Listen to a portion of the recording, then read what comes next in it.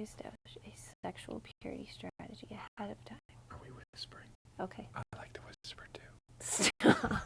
Your arm down. And the scooty. Mike, you are like trying to take a picture of Timmy. It's all squirmy. I'm like, just stand still and let me take a picture.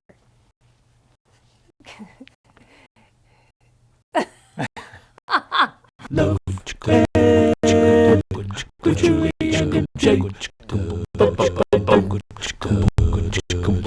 What if the battle for sexual purity is only successfully won before the battle begins? Then that means you want to establish a sexual purity strategy ahead of time. Interested? Then join us today for Love Ed with Julie and MJ. We're sharing stuff you should know before you date. Because as they say, failing to plan is planning to fail. And nowhere is that more true than in winning the battle for sexual purity. To that end, last week we recommended that you plan ahead of time to keep your dating life out in the open. But we also said that this week we'd explain how this one single sex boundary empowers the wise individual to keep not only your body but your mind also pure. And put simply, it discourages you from building on-ramps to sexual sin. On-ramps, I like that, like ramping up, like... Yeah. Like vroom, vroom. Assuming you've ever heard of somebody that's had a sexual or romantic fantasy, maybe even you might have had one once when you were little, but a long time ago. That said, it usually doesn't start with just going right at it in public.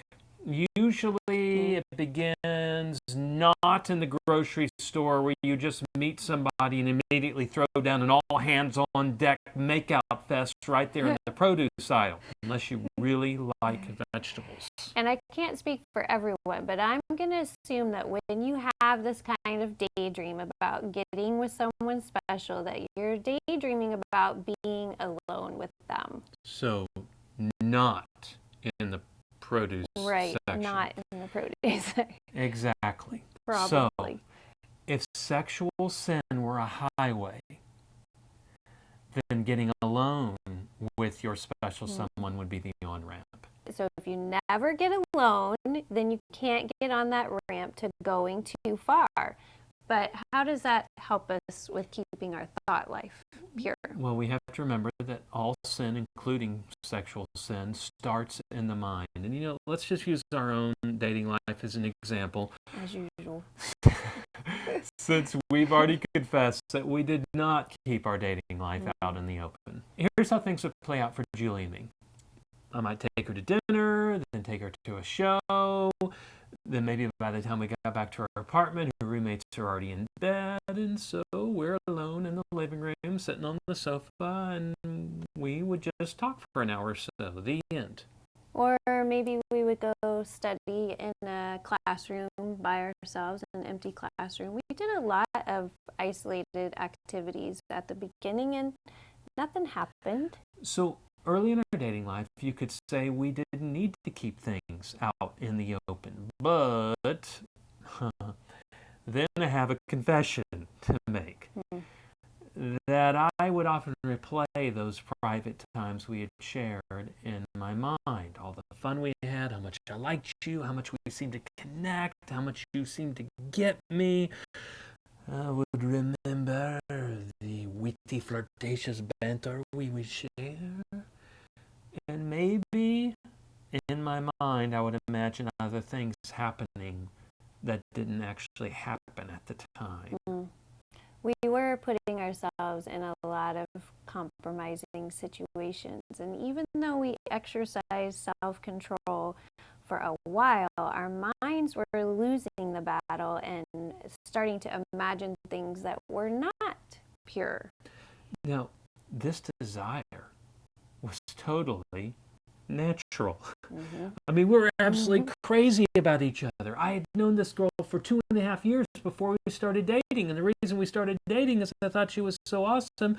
So this fantastic friendship grows into this wonderful romance. it was only normal for me to want to get as close to her as I could possibly get. Not on camera. But not on camera, which we didn't really have back then. I mean, there were cameras, but anyway.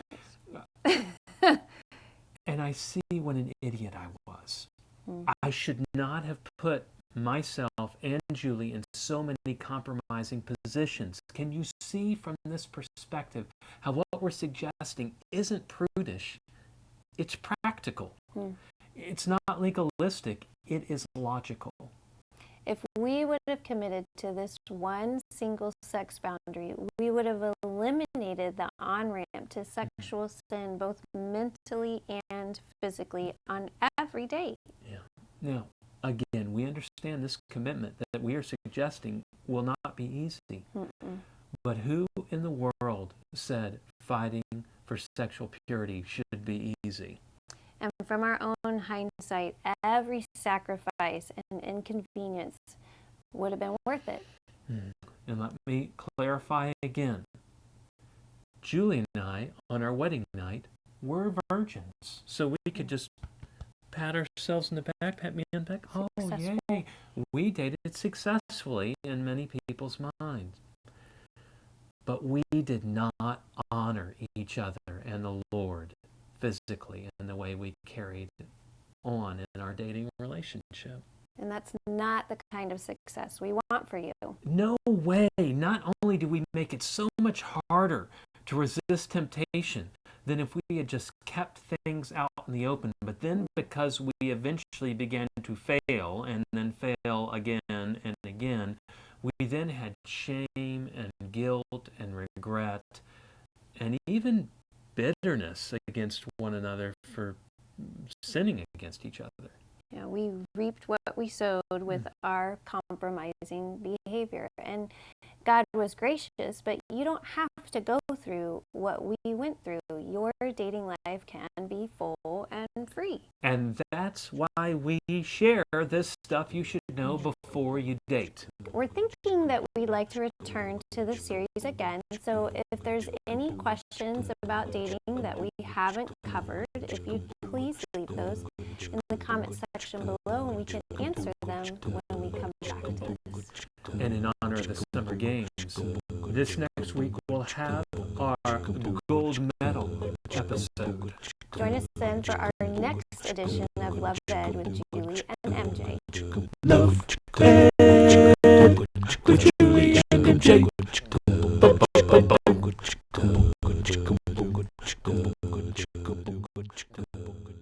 Want to fix my hair like you did last time? No, it looks fine. You were going to be a movie star.